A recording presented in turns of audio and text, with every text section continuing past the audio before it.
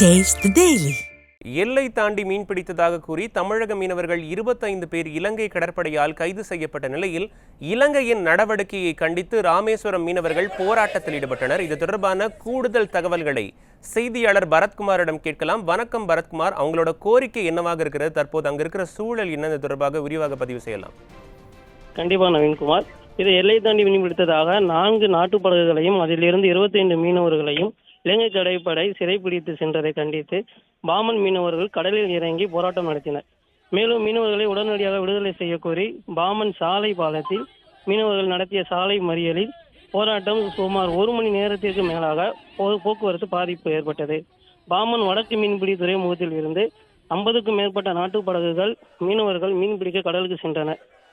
நாட்டுப்படகு மீனவர்கள் இன்று அதிகாலை இலங்கை நெடுத்தீவு கடற்பரப்பில் மீன்பிடித்துக் கொண்டிருக்கும் போது அப்பகுதியில் ரோந்து பணியில் ஈடுபட்டு கொண்டிருந்த இலங்கை கடற்படையினர் நாட்டு படகுகளையும் அதில் இருந்து இருதயராஜ், இரோசியன், லியோனஸ் உள்ளிட்ட 25 மீனவர்களையும் சிறைப்பிடித்து காங்கேசன் துறைமுக கடற்படை முகாமிற்கு அழைத்து சென்றனர். முதல் கட்ட விசாரணைக்கு பின்னர் மீனவர்கள் அனைவரையும் யாழ்ப்பாணம் மீன்வளத்துறை அதிகாரிகளிடம் ஒப்படைக்கப்பட உள்ளனர். இந்நிலையில் பாமன் பகுதி நாட்டுப்படகு மீனவர்களை இலங்கை கடற்படை சிறைப்பிடித்து சென்றதை கண்டித்து சிறைப்பிடிக்கப்பட்ட மீனவர்களின் உறவினர்கள் மற்றும் சக நாட்டுப்படகு மீனவர்கள் கடலில் இறங்கி ஆர்ப்பாட்டம் நடத்தியதுடன் மீனவர்களை உடனடியாக விடுதலை செய்ய வலியுறுத்தி பாமன் சாலை பாலத்தில் முகப்பு பகுதியில் அமர்ந்து சுமார் 1 மணி நேரத்துக்கு மேலாக சாலை மறியல் போராட்டம் நடத்தினர். மீனவர்களின் இந்த சாலை மறியலால் மதுரை தனுஷ்கோடி தேசிய நெடுஞ்சாலையில் நீண்ட நேரமாக போக்குவரத்து பாதிக்கப்பட்டது.